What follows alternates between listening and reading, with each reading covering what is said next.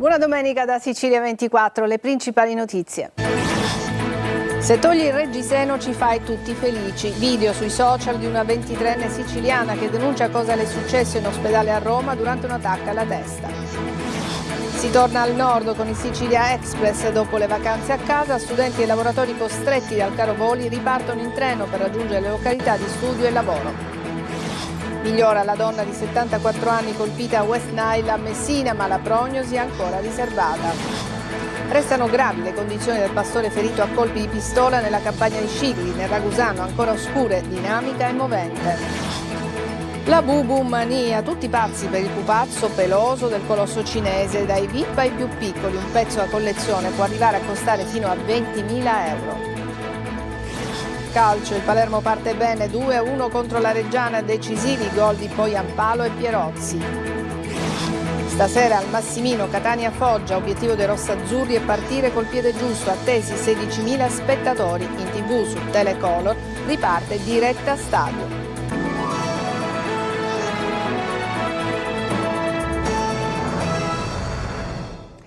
Bentrovati, ancora buona domenica da Sicilia 24. In apertura il video che sta facendo il giro dei social da almeno 24 ore. Una giovane siciliana che studia a Roma ha denunciato sul web il comportamento poco professionale e offensivo di un sanitario che durante un esame radiologico le avrebbe detto: se togli il reggiseno ci fai tutti felici. Il Policlinico Umberto I di Roma ha aperto un'indagine interna. Giusy Lazzara. Va al pronto soccorso del Policlinico Umberto I di Roma per una forte emicrania che non passava nonostante i farmaci. Scossa e preoccupata, Marzia Sardo, catanese che vive e studia a Roma, sta per fare l'attacco quando un tecnico del reparto di radiologia. Ingenuamente gli chiedo: ma allora quindi devo togliere anche il reggiseno perché il reggiseno è il ferretto? Lui professionalmente risponde: no, tanto è l'attacco solo cranio, quindi si interrompe qua. E poi aggiunge, guardando i suoi colleghi, erano tutti maschi, guardando i suoi colleghi esclama felicemente: certo, poi se lo vuoi togliere ci fai felici tutti. La denuncia sui social diventa virale, il tam tam sulla piazza virtuale divide fra chi minimizza e chi si indigna per l'ennesimo episodio molesto verso una donna. Questo è quello che dobbiamo vivere ogni giorno, questo è quello che dobbiamo vivere anche nei contesti che dovrebbero essere sicuri e professionali. La 23enne presenterà un esposto all'ufficio pubbliche relazioni dell'ospedale. Il Policlinico Umberto I di Roma ha aperto un'indagine interna per accertare che cosa sia avvenuto la sera del 21 agosto al pronto soccorso. 60 migranti sudanesi e nigeriani sono stati salvati nei pressi delle coste libiche dalla nave ONG Nadir, che ha recuperato 3 cadaveri e ha fatto rotta verso Lampedusa. La motovedetta e la guardia costiera ha prelevato una donna al 4º mese di gravidanza e un minore con gravi ustioni, portandoli a Lampedusa insieme ad altre 12 persone, fra cui 4 donne e 5 minori, e i familiari delle persone ricoverate al poliambulatorio dell'isola. Alcuni di loro raccontano che una donna sarebbe caduta in acqua prima dei soccorsi. Sebbene qualcuno abbia cercato di acciuffarla, la donna è scomparsa fra le onde. Il natante sul quale viaggiavano i migranti imbarcava acqua. I carabinieri di Catania hanno arrestato un 26enne pregiudicato catanese per detenzione di sostanze stupefacenti ai fini di spaccio. Il giovane fermato in piazza San Pio X nel quartiere di Nesima, che i carabinieri lo hanno inseguito e bloccato mentre cercava di liberarsi dalla busta con dosi di crack. Tempo di ritorno anche per i siciliani che abitano al nord e scelgono per risparmiare il treno perché il caro voli non consente loro di partire in maniera diversa e partono con il Sicilia Express. Siamo stati alla stazione di Palermo. Lacrime miste a sorrisi, giovani e meno giovani lasciano l'isola dopo le vacanze. Marco Gullà. Studenti, lavoratori, giovani e meno giovani, vacanze finite, si torna a casa e a causa anche del caro voli si ritorna in treno con il Sicilia Express. Sono state vacanze rilassanti, adesso vedremo il rientro, sempre un po' triste però vabbè. In molti hanno scelto di tornare con il Sicilia Express proprio per bypassare il caro biglietti aerei, anche 500 euro per un volo verso Milano o Torino. Guardando i prezzi dell'aereo erano intorno ai 400 euro che avrei dovuto pagare, per cui mia nipote mi ha detto di questa opportunità e non le nascondo che mi piace rifare questa esperienza perché l'ho fatto quando sono andato via. Anche per il caro prezzo dei voli, che costavano molto, e quindi ho visto che c'era l'offerta e ho preso questo treno. È la prima volta. Che vacanze sono state? Bellissimo. Dove sei stato? Sono stato a provincia di Agrigento. Bellissimo mare, amici e serate. Ovviamente tranquilla, ritorno nella mia città, è normale che sono vacanze rilassanti e anche comode anche. Abbracci, gli ultimi consigli, qualche lacrima che scende. I minuti prima di ripartire sono sempre quelli più dolorosi per chi deve lasciare la propria terra. Che Sicilia lasci? A confronto dell'anno scorso, con l'acqua nella provincia d'Agrigento abbastanza bene, però il resto piena di turisti. Vedo che le cose non cambiano. Ho visto una città abbandonata a se stessa, sporca, il verde veramente inesistente perché non è assolutamente tenuto bene. Non può mancare il pacco siciliano e il consiglio di una mamma alla figlia. Di non mangiare tutto, nel senso che lasci pure qualcosa anche per gli altri. Il Sicilia Express riparte in orario alle 15:42. Buon rientro e arrivederci. Migliora la donna di 74 anni colpita dal virus West Nile a Messina, anche altre patologie, vive in una zona immersa nel verde. Francesco Triolo. Migliora, anche se rimane in prognosi riservata, la donna di 74 anni, ricoverata all'ospedale Papardo per un caso di puntura da zanzara West Nile, il primo a Messina. Le condizioni della paziente questa mattina, spiegate dal direttore del reparto di malattie infettive del Papardo, Antonio Albanese. È in fase di lento ma progressivo miglioramento, anche se la prognosi resta ancora riservata. Almeno per le prossime 48 ore. È più collaborativa, stamattina alla visita si presentava un po' più vigile e rispondeva alle domande, anche se ancora lamenta un po' di stanchezza, che è una cosa normale. Non ha avuto febbre nelle ultime 24 ore, speriamo appunto fra 48 ore di poter sciogliere la prognosi. La donna del quartiere di Ritiro si è presentata al pronto soccorso dell'ospedale Papardo con forte mal di testa e febbre alta, sintomi che accusava da giorni. I successivi esami di laboratorio hanno accertato l'encefalite e la positività al West Nile. La donna, che risiede in un'abitazione circondata dal verde e dove le zanzare proliferano facilmente, aveva anche patologie pregresse come il diabete e l'ipertensione, malattie che non sono la causa diretta ma possono aumentare il rischio di sviluppare forme più gravi della malattia, in particolare le forme neuroinvasive. Tra le più vulnerabili le persone anziane o immunocompromesse, che possono sviluppare complicanze neurologiche come meningiti, encefaliti o paralisi. Resta grave il pastore ferito a colpi di pistola nelle campagne di Scicli. Le indagini sono in corso e in città cresce la tensione anche a seguito dell'omicidio del bracciante straniero di qualche giorno fa. L'amministrazione comunale chiede sicurezza e giustizia. Veronica Barbarino. È ancora grave, il pastore di 45 anni è rimasto ferito da un colpo d'arma da fuoco nella notte nella campagna di Scicli. Da Contrada Fondoliva, l'uomo colpito da un proiettile che gli ha provocato un foro di entrata e uno di uscita è stato soccorso e trasportato d'urgenza all'ospedale Maggiore di Modica, dove è stato sottoposto a un delicato intervento chirurgico. Sul luogo dell'agguato i carabinieri di Modica, che stanno indagando a tutto campo. Un clima pesante per la città, già scosso pochi giorni fa dal ritrovamento senza vita di un lavoratore agricolo straniero di 34 anni, vicino a Cavadaliga, zona rivierasca di Scicli. Dal comune arriva un forte appello. Non possiamo accettare che la nostra comunità viva sotto la minaccia della violenza. Lo Stato deve garantire sicurezza e giustizia. L'amministrazione comunale chiede quindi più controlli nelle aree rurali e periferiche e ribadisce la piena fiducia nelle forze dell'ordine e nella magistratura. La sicurezza, concludono, è un diritto primario e non negoziabile. Dopo Biancavilla, anche altri comuni hanno deciso di adottare l'ordinanza che limita l'accesso alla zona sommitale dell'Etna, attualmente in eruzione. Orazio Longo. Etna da vedere ma con cautela. Dopo l'iniziativa di Biancavilla, anche altri comuni pedemontani hanno deciso di applicare l'ordinanza che regolamenta l'accesso alle quote sommitali. Un provvedimento resosi necessario dopo gli aggiornamenti dell'Istituto Nazionale di Geofisica e Vulcanologia relativamente all'avanzamento del fronte lavico, confermato dalla Protezione Civile con un livello di preallerta giallo.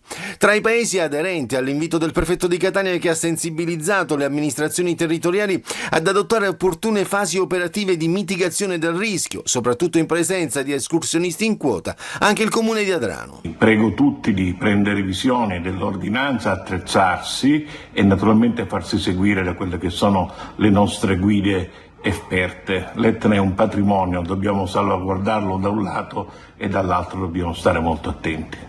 Per tutti coloro che in questi giorni quindi si avviano verso il vulcano, ricordarsi di mantenere una distanza maggiore di 50 metri dal bordo della colata lavica, con obbligo di non avvicinarsi. È possibile effettuare escursioni solamente se accompagnati da guide alpine o vulcanologiche che, al ricevimento di variazioni dei livelli di allerta, dovranno sospendere l'escursione e rientrare in sicurezza. Il numero degli escursionisti non dovrà mai superare il rapporto di 10 persone a guida. L'inosservanza è punita con l'arresto fino a 3 mesi o con un'ammenda fino a 206 euro. Adesso una pausa, ci vediamo tra poco.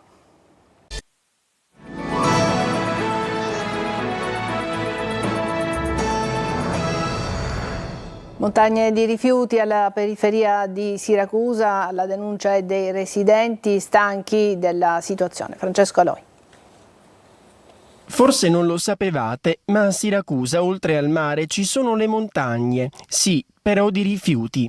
Eccone alcune.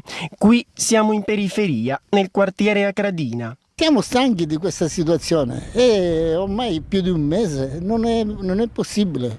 Il fedore è una cosa esagerata. Fortunatamente non abitiamo qua, ma ci siamo sempre di passaggio perché ci abita una mia conoscente. Ma è sempre così, sempre. Cumuli di rifiuti ammassati qua e là, che lievitano di giorno in giorno, per non dire di ora in ora. Oltre ai cattivi odori ci sono insetti e topi. La situazione è davvero critica e lo hanno segnalato in molti. Perché qui ci siamo persone che paghiamo onestamente la Tari e invece siamo circondati da tutta questa immondizia e da tutto questo disagio, come se fossimo al terzo mondo. C'è dappertutto, accatastata in ogni angolo di questo quartiere, topi, scarafaggi, insetti ovunque, ma il problema non è solo dell'inciviltà, siccome qua ci sono troppe famiglie, vorrebbero i contenitori quelli là grandi. I residenti chiedono una bonifica della zona, che però servirebbe qui come in altre aree della città. Quando la Tecra, che si occupa della raccolta rifiuti, ripulisce, dopo poco tutto torna come prima. Facile intuire che qui conferiscono molti siracusani che non pagano la Tari. Tutti pazzi per un pupazzetto, si chiama La Bubu. Nella versione originale il pupazzetto colorato con i denti appuntiti arriva a costare 400-500 euro, anche 20.000 euro per un pezzo da collezione. Persino Madonna ne ha voluto uno gigante nella sua torta. Il suo successo planetario rimane un mistero. Desiree Ferlito. Occhi furbi, un sorriso un po' malizioso, denti appuntiti e un corpo peloso e colorato. Stiamo naturalmente parlando dei Labubu, l'ultima ossessione dell'estate. Perfino Madonna, icona delle icone, ne ha voluto uno gigante sulla sua torta di compleanno. Il loro successo è un mistero. Non è adatto per i bambini. Perché? Perché lo vedo un po' malignettò negli occhi. Io un poco malvagio e con questi denti di fuori non spira fiducia. È una cosa inutile. Cioè, è una cosa per divertirsi, è una moda che sta passando. Follia pura. Non amo collezionare pupazzi, però magari averne uno a casa non sarebbe male. L'hai comprato? No, ancora no, però non lo so se lo comprerò. Fenomeno Labubu, cosa ne pensa? Mostruoso, non lo capisco cosa di bello. I miei figli ne hanno 2, 3, fanno... Non posso dire la parola, sarebbe troppo pesante, ma fanno schifo. A produrre la Pop Mart, azienda cinese fondata da Wang Ning, con un patrimonio di 26 miliardi, è il nono più ricco del mondo della Cina. In meno di 2 anni la sua società ha superato 2 colossi del mondo giocattoli, Hasbro e Mattel. Sono colorati. Sono colorati? Sì.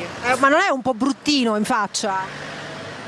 Un pochetto. Poco amati dagli adulti, adorati dai più giovani. Alcune VIP li appendono nelle loro firmatissime e costosissime borse. Nelle versioni originali un Labubu può costare anche 400-500 euro. Pezzi rari o da collezione costano fino a 20.000 euro. Lei si ricorda i cicciobelli? Quelli ci vogliono per i bambini. L'orso yogi. Che è sta cosa? Tu chiesti su tutti immagini dei cinesi, i pupi cinesi. Adesso una breve pausa e poi l'ampia pagina dedicata al calcio.